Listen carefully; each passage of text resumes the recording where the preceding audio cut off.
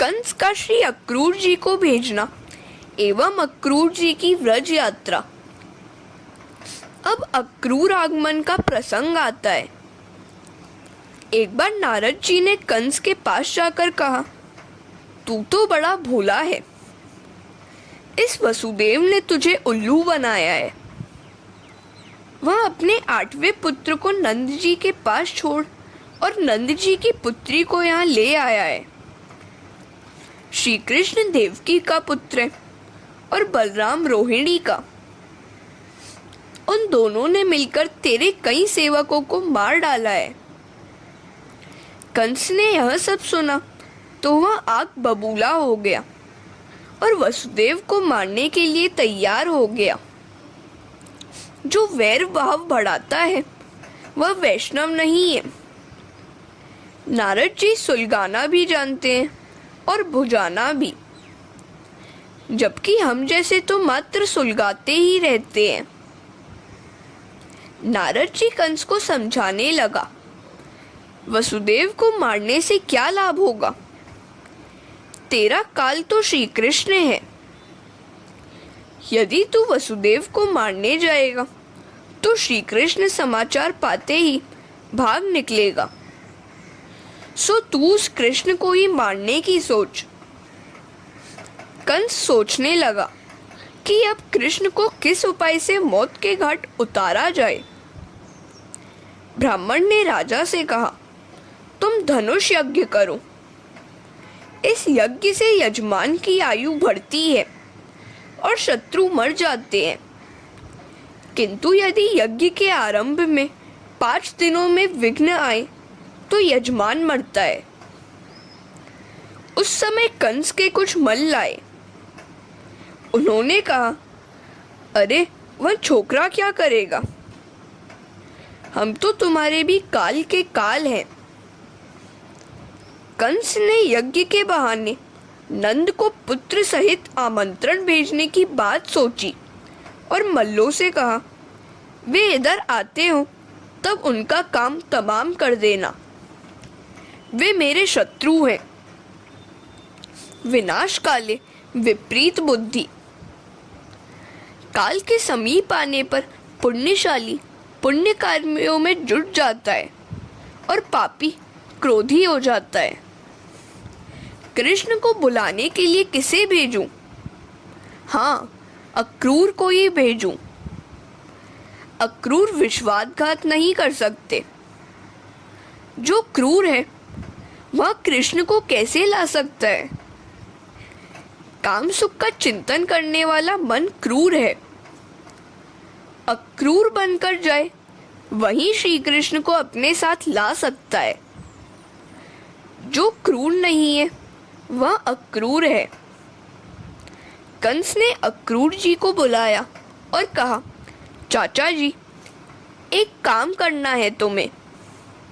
नारद जी कहते हैं कि श्री कृष्ण ही देवकी का 8वां पुत्र है जो मुझे मारने वाला है।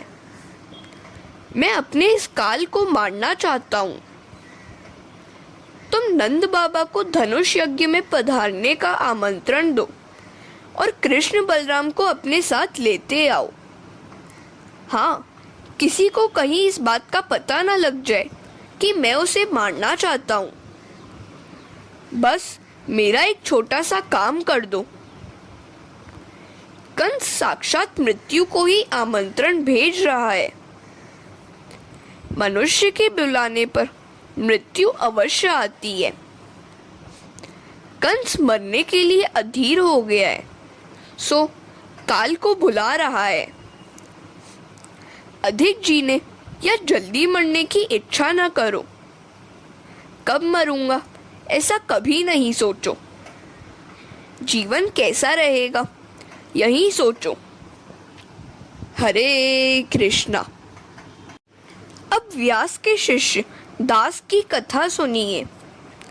व्यास का शिष्य दास गुरुजी की बड़ी सेवा करता था।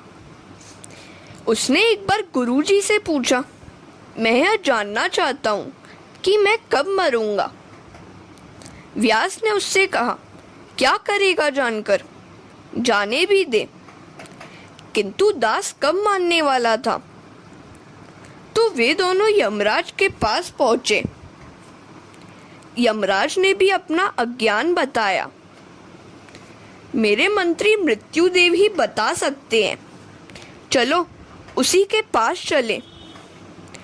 तीनों मृत्युदेव के पास आए। मृत्युदेव ने कहा, यह तो प्रारब्ध ही बता सकता है। अब वे चारों विधाता के पास आए। विधाता ने कहा, दास के प्रारब्ध में लिखा है कि जब वह व्यास, यमराज और मृत्युदेव को लेकर मेरे पास आएगा तब उसकी मृत्यु होगी। व्यास जी, यह आपका शिष्य है, वह मर न पाए इसीलिए मैंने ऐसा लिखा था। अब तो कोई उपाय नहीं है, बस अब तो कुछ ही क्षण बाकी रह गए हैं इसके मरने में। मृत्यु कब होगी ऐसा सोचना व्यर्थ है। यह शरीर तो हर क्षण मरता जा रहा है। मरने जीने का विचार अधिक न करो, ये दोनों विचार बाधक है। सो इतना ही सोचो कि अपने हाथ कुछ पाप न हो, परोपकार और पुण्यकार में ही जीवन व्यतीत हो जाए। कंस अक्रूर जी से कहता है, अक्रूर जी, तुम कल गोकुल जाओ और कृष्ण बलराम को ले आओ। यह बात गुप्त ही रखनी है। अक्रूर जी ने कहा, तेरी आज्ञा है तो मैं कल गोकुल चला जाऊंगा। कंस की मृत्यु निकट आ रही थी, सो उसने श्री कृष्ण को आमंत्रण भेजा। अक्रूर राजसभा से निवृत्त होकर घर लौटे। सारी रात नींद न आई। वे कृष्ण का दर्शन करने के लिए अधीर हो गए। मुझे लागी लगन, मुझे लागी लगन, मुझे लागी लगन तेरे दर्शन की। जैसे बन में पपीहा मन में आश करे नित बरसन की। गले बलमाला मुकुट विशाला, पीत वसन सुंदर तन की। मणिकटी उरु चरणन नुपुर, कर में गदा सुदर्शन की। ब्रह्मानंद प्यास मन माही, चरण कमल युग परसन की। मुझे लागी लगन, मुझे लागी लगन, मुझे लागी लगन तेरे दर्शन की। प्रातः काल में अक्रूर जी शीघ्रता से संध्यादि कर्मों से निवृत्त हो गए। कंस का सुवर्ण रथ आया तो अक्रूर जी सवार होकर गोकुल की दिशा में चल निकले। रास्ते में वे श्री कृष्ण के ही विचार करते जा रहे हैं। मेरा भाग्य उदित हुआ कि आज भगवान के दर्शन होने जा रहे हैं। मैं अधम, पापी, अपात्र आपकी शरण में आ रहा हूँ। मुझे अपनाकर मेरा जन्म सफल कीजिए। अक्रूर जी की भांति मार्ग में प्रभु का ही चिंतन करते रहना चाहिए। हर कदम पर श्री कृष्ण को ही याद करो।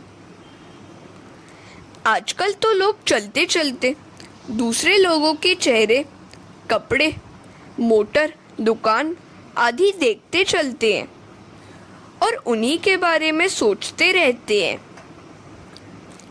ऐसा करने से कौन सा लाभ होगा? मन और बिगड़ता जाएगा। मन बिगड़ता तो जल्दी है, किंतु सुधरते बड़ी देर लगती है। सो भगवान का ही स्मरण करते हुए हर कदम पर प्रदक्षिणा का पुण्य मिलेगा। अक्रूर जी मार्ग में प्रभु को मनाते जा रहे हैं। ऐसे ही भगवान का स्मरण करो तो हर कदम पर प्रदक्षिणा का पुण्य जरूर मिलेगा। हरे कृष्णा। जो व्यक्ति मार्ग में भजन नहीं करता है वह आंखों और मन से पाप कर रहा है। पापी चलते चलते भी पाप करता है और पुण्यशाली पुण्य। आते जाते लोग, उनके चिकने चुपड़े चेहरे, रंग बिरंगे कपड़ों की तड़क भड़क, मोटर गाड़ी, दुकान आदि तो रोज के हैं, उनकी ओर दृष्टि कभी न करो। जो भगवान की कथा सुनता है उनका भगवान से संबंध जुड़ता है। मार्ग में अक्रूर जी परमात्मा का स्मरण करते हुए अपने भाग्योदय के बारे में सोचते जा रहे हैं। मुझसे कामी को भगवान के दर्शन कैसे हो सकते हैं? किंतु श्री कृष्ण ने मुझे अपनाया है, इसीलिए कंस ने मुझे भेजा है। लगता है कि सांझ के समय गौशाला में कन्हैया का दर्शन होगा। वे वहां गोपालों के साथ होंगे। पहले बलराम को वंदन करूंगा और श्री कृष्ण से कहूंगा, हजारों वर्षों से बिछड़ा हुआ मेरा जीव आज आपसे मिल पाया है। हे नाथ, इस जीव को अपना लो। एक बार इस अधम जीव पर कृपा करो। एक बार कह दीजिए कि तू मेरा है। मेरे भगवान की दृष्टि तो प्रेम से भीगी हुई है। उनके स्नेह भरे नयन मुझे पवित्र कर देंगे। जब मैं वंदन करूंगा वे मुझे कृपा दृष्टि से देखेंगे। मेरी ओर देखकर मेरे मस्तक पर अपना वरद हस्त पधराएंगे। अक्रूर जी तो ऐसी कल्पना में डूब गए कि मन ही मन उन्होंने मान लिया कि वे गोकुल पहुंच गए हैं और श्री कृष्ण उनके मस्तक पर हाथ फेर रहे हैं। ऐसा सोचकर स्वयं अपना हाथ अपने सिर पर अक्रूर जी ने रख दिया। प्रभु स्मरण में ऐसी एकाग्रता होगी तभी प्रभु प्रसन्न होंगे। पवित्र विचार करते रहने से ही जीवन सफल होता है। मेरे पास इतना धन है, अब इतना ही और इकट्ठा हो जाए तो मोटर दौड़ाने लगूं। 2 वर्ष धूमधाम से धंधा चलेगा तो मोटर आ जाएगी। इस प्रकार के सुखोपभोग के विचार करने वाले की आत्मशक्ति नष्ट हो जाती है। पवित्र विचार ही जीवन को सुधार सकते हैं। पवित्र विचार करने व प्रभु से प्रेम करने से हृदय पवित्र बनता है। आत्मा में जो शक्ति है वह तो परमात्मा की है। आत्मा और परमात्मा एक ही है। पवित्र विचारों से हृदय पवित्र और शुद्ध बनता है। इसीलिए तो कहा गया है, तन्मे मनः शिव संकल्प मस्तु। मेरा मन हमेशा शुभ संकल्प करे। किसी का भी बुरा न चाहो, सभी का भला ही चाहो। भगवान ने अक्रूर के सभी शुभ संकल्प पूर्ण किए थे। भगवान शुभ विचारों और संकल्पों को पूर्ण करते हैं। वेदांत संकल्प का निषेध करता है। संकल्प रहित बन पाना बड़ा कठिन है। इसीलिए तो वैष्णवाचार्य भगवान के लिए संकल्प करने को कहते हैं। अक्रूर जी सोचते हैं कि कन्हैया उन्हें नाम लेकर पुकारेगा भी या नहीं। वैसे तो मैं पापी हूँ, अधम हूँ, किंतु वयोवृद्ध हूँ। वसुदेव का चचेरा भाई भी हूँ और मित्र भी। सो कन्हैया मुझे शायद चाचा कह के पुकारेगा या फिर नहीं पुकारेगा। यदि वह मुझे चाचा कहकर उठने बैठने को कहेगा तभी मैं उठूंगा बैठूंगा, और कभी नहीं। वह मुझे सचमुच चाचा कहेगा कि नहीं? अगर उसने मुझे चाचा कह दिया तो मेरा जन्म सफल हो जाएगा। हरे कृष्णा। भगवान जिसका आदर नहीं करे उसका जीवन वृथा है। जीव मात्र मान का भूखा है। जगत की बातों पर ध्यान न दो। कोई प्रशंसा करेगा तो सद्भाव जागेगा, और कटु वचन बोलेगा तो कुभाव। सो लोगों के कहने की चिंता छोड़कर भगवान क्या कहेंगे ऐसी चिंता करते रहो। भगवान हमसे सद्भाव की अपेक्षा करते हैं। वे सोचते हैं कि इस जीव ने 15 दिनों तक कथा सुनी है, सो कुछ तो सुधार हुआ होगा।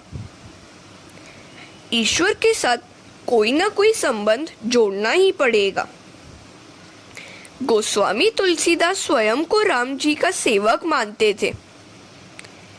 ब्रह्म तू हो जीव हो, तू ठाकुर हो चेरो, तात मात गुरु सखा तू, सब विधि हेतु मेरो। तो ही मोही नाते अनेक, मानिए जो भावे, ज्यों त्यों तुलसी कृपालु, चरण शरण पावे।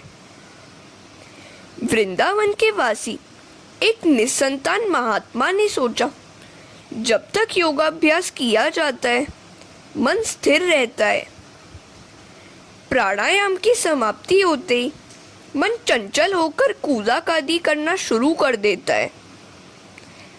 उसने संसार को भुलाने की युक्ति की। उसने कन्हैया को अपना बालक मान लिया। मैं नंद हूँ और वह मेरा पुत्र है।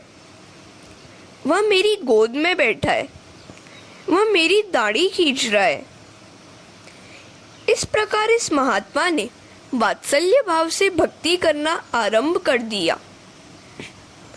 संसार का विषयावेश उतारने पर भगवान के लिए भाव जागता है।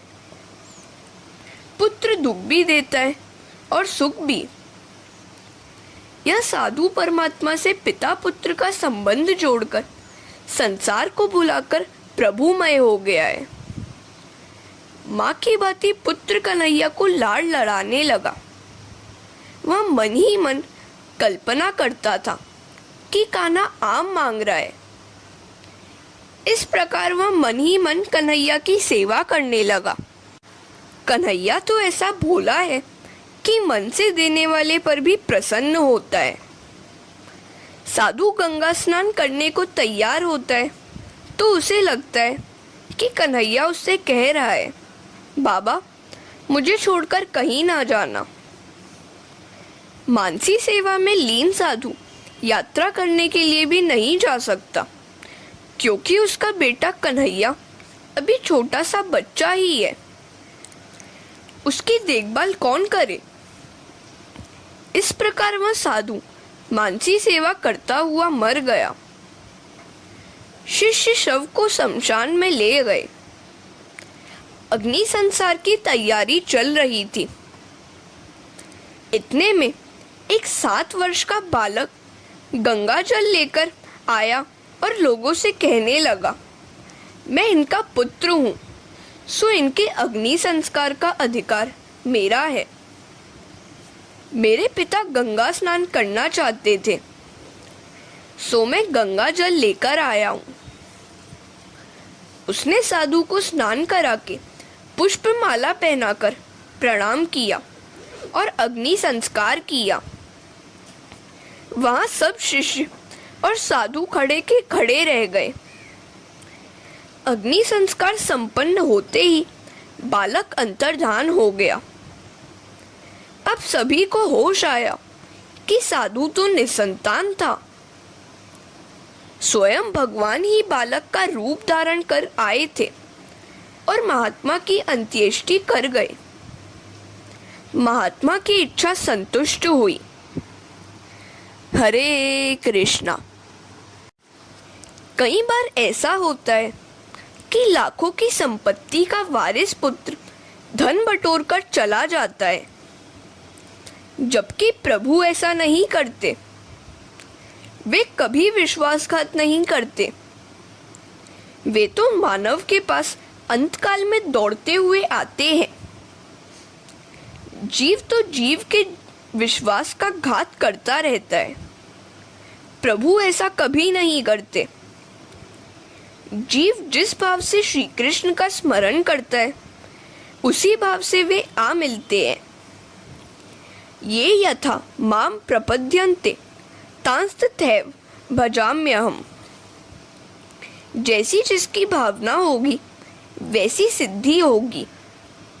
यादृशी भावना यस्य सिद्धिर्भवति तादृशी।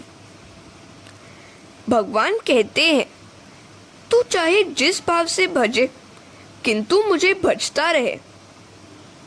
स्त्री पुत्र आदि का भजन कोई काम नहीं आएगा। यह शुद्र जीव परमात्मा से क्या प्रेम कर पाएगा? परमात्मा जैसा प्रेम जीव से करते हैं वैसा प्रेम वह कभी प्रभु से कर पाता है क्या? भगवान कहते हैं अरे जीव, तू कभी मुझसे प्रेम करता भी है? मैं तो सारा दिन तेरी झांकी करता रहता हूँ, जबकि तू तो दिन में 2 बार भी मेरे दर्शन नहीं करता है। अपने अपने कुटुंब के लिए तो कौवा और कुत्ता भी जीता है। जो ईश्वर के लिए जीता है उसी का जीवन सार्थक माना जाएगा। अक्रूर जी मन में भांति भांति की कल्पना करते जा रहे हैं। हाँ, कन्हैया मुझे चाचा ही कहेगा, किंतु मैं तो कामी और विलासी हूँ। वह मुझे दर्शन भी नहीं देगा तो? जिसका जीवन भोग विलास से बीता जा रहा है उसे प्रभु शीघ्र दर्शन नहीं देते। अक्रूर जी आगे सोच रहे हैं, मैं यौवन के नशे में चूर था। उस समय मैंने बहुत पाप किया था। यदि इस कारण से कन्हैया मुझे न अपनाएगा तो? मेरे पहुंचने का समाचार पाते ही वह कहीं छिप गया तो? अपनी युवावस्था के समय के पापाचार को याद करके अक्रूर जी धीरज खो रहे हैं। फिर भी वे सोचते हैं कि श्री कृष्ण तो पतित पावन है, वे अवश्य मुझे अपनाएंगे। यदि मुझ जैसे पापी को नहीं अपनाएंगे तो फिर उन्हें पतित पावन कौन कहेगा? हे नाथ, मैं पतित हूँ और आप पतित पावन, मुझे अपना लीजिएगा। विचार करना ही है तो पवित्र विचार करो। बुरे विचार मन को विकृत करते हैं। मार्ग में शुभ शकुन हुए तो अक्रूर जी ने सोचा भगवान मुझे अवश्य अपनाएंगे। अक्रूर जी ने मार्ग में श्री कृष्ण के चरण चिन्ह देखे। कमल, ध्वजा और अंकुश युक्त चरण तो मेरे श्री कृष्ण के ही हो सकते हैं।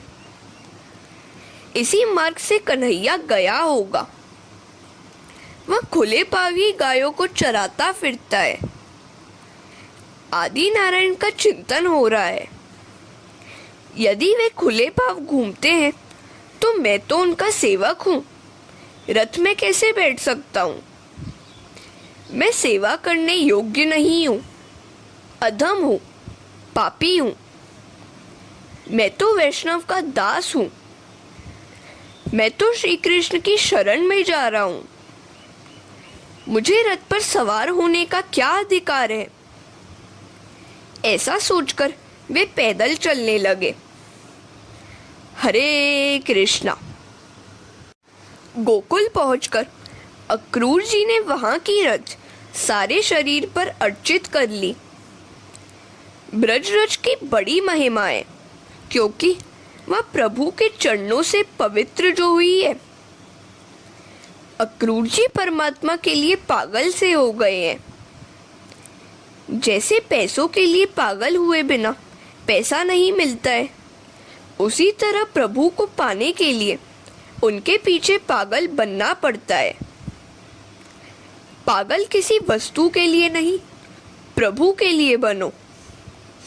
कामांध व्यक्ति शरीर के लिए पागल होता है और लोभी धन के लिए। कामांध व्यक्ति को स्थल काल का भी भान नहीं रहता है।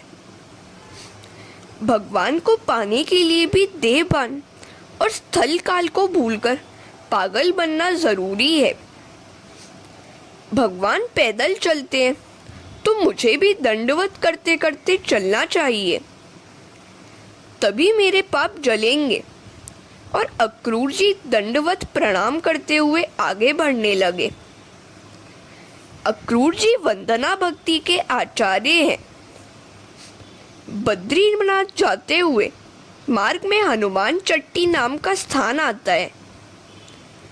वहां पहुंचने पर यात्री का हृदय भर आता है। मैं परमात्मा से मिलने जा रहा हूं। कल उनके दर्शन होंगे। मुझ पापी को वे अपनाएंगे क्या? मुझसे जाने अनजाने बहुत से पाप हुए होंगे। मुझे दंडवत करते हुए जाना चाहिए, तभी मेरे पाप नष्ट होंगे। मैं साष्टांग प्रणाम करते करते आगे बढ़ूंगा।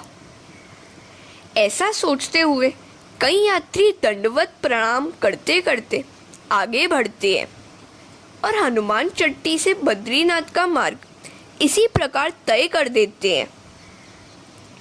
सुखदेव जी वर्णन कर रहे हैं, राजन, अक्रूर जी आदि नारायण के दर्शन के लिए दंडवत प्रणाम करते हुए आगे बढ़ रहे हैं। परमात्मा को प्रसन्न करने का एक अच्छा सा साधन है दंडवत वंदन। मथुरा से निकले हुए अक्रूर जी गोकुल पहुंचते पहुंचते शाम हो गई है, क्योंकि वे मार्ग में बड़े भक्ति भाव से दंडवत प्रणाम करते हुए आगे बढ़ रहे हैं। भगवान ने अक्रूर जी के मनोरथ पूर्ण किए। भगवान के लिए किए गए शुभ संकल्प वे अवश्य पूर्ण करते हैं। रोज भावना करो कि मृत्यु के समय भगवान तुम्हें लेने आए। जब बुरे संकल्प सिद्ध होते हैं तो शुभ संकल्प सिद्ध क्यों ना होंगे। दंडवत प्रणाम करते करते अक्रूर जी गौशाला में आए। उन्होंने सोचा था कि श्री कृष्ण के वहीं दर्शन होंगे। दर्शन हुए। वे तो कहना चाहते थे कि वे पापी हैं और श्री कृष्ण की शरण में आए हैं, किंतु उनका गला भर आया। वे एक भी शब्द बोल न सके और भावावेश से अचेत से होकर भगवान के चरणों में जा गिरे। श्री कृष्ण को उन्होंने प्रणाम किया। परमात्मा की आंखें तो सदा सर्वदा प्रेम भोगी ही होती हैं। उन्होंने देखा कि अक्रूर जी अपनी शरण में आए हैं। हरे कृष्णा।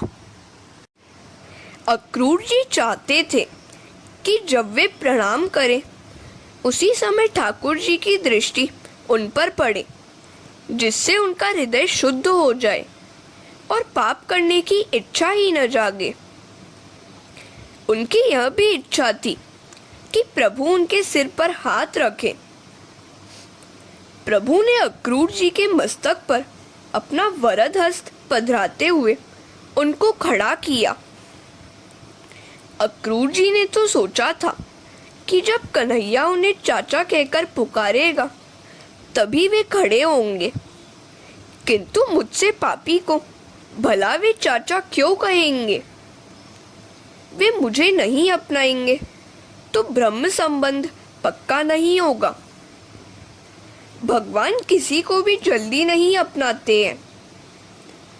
जीव मंदिर में जाकर भगवान से कहता है कि वह उन्हीं का है, किंतु घर आकर वह अपनी पत्नी से कहता है कि वह उसी का है। जीव बड़ा मूर्ख है। वह यही नहीं जानता कि प्रेम गली अति साकरी, तामे दो न समाए। भगवान ने अक्रूर जी का मनोभाव जान लिया। उन्होंने सोचा कि यदि चाचा कहने से अक्रूर जी को सुख मिलता हो तो ऐसा कहने में कौन सी आपत्ति है। जीव जिस भाव से मुझे भजता है उसी भाव और संबंध से मैं भी उसको भजता हूँ। मैं जीव का पिता हूँ और पुत्र भी। ईश्वर को महान क्यों माना जाता है? इसका कारण यही है कि वे दुराग्रही नहीं, अनाग्रही हैं। जीव ही दुराग्रही है। जीव को कुछ सम्मान या संपत्ति मिलते ही वह दुराग्रही बन जाता है। ईश्वर के साथ चाहे जिस प्रकार का संबंध जोड़ लो, वे कभी विश्वासघात नहीं करेंगे। उनके साथ पिता, पुत्र, पति, सखा, बंधु, सेवक या अन्य जो चाहो सो संबंध कायम कर लो। किसी भी प्रकार का संबंध कायम किए बिना जीवन सफल नहीं होगा। अक्रूर जी चाहते थे कि श्री कृष्ण उन्हें चाचा कहकर पुकारे। श्री कृष्ण ने उनके मस्तक पर हाथ पसारते हुए कहा, चाचा जी अब उठिए भी। उनको उठाकर आलिंगन दिया। जीव जब शरण में आता है तो भगवान उसको अपनी बाहों में भर लेते हैं। आज जीव भगवान की शरण में आया है। भगवान ने अक्रूर जी की सभी मनोकामना संतुष्ट की। प्रभु शुभ संकल्प को हमेशा साकार करते हैं। उस लकड़ी काटकर बेचने वाले ने सत्यनारायण की कथा करने का संकल्प किया तो प्रभु ने उसकी भी सहायता की थी। शुभ विचार हमेशा साकार होते हैं। अक्रूर जी की इच्छाएं पूर्ण हुई। जिस जीव को अक्रूर जी की भांति आदर मिले वही धन्य है, अन्यथा जगत के मान पात्र तो बेकार है। जगत के मान अपमान से प्रसन्न अप्रसन्न होना निरर्थक है। मृत्यु के समय जगत के मान अपमान कुछ काम नहीं आएंगे। भगवान जिसका आदर करते हैं उसी का मन चिरस्थायी रहता है। गौशाला से नंद जी के घर आए। नंद जी ने अक्रूर जी का स्वागत किया। भोजन आदि से निवृत्त होने पर नंद जी ने अक्रूर जी से आगमन का कारण पूछा। हरे कृष्णा।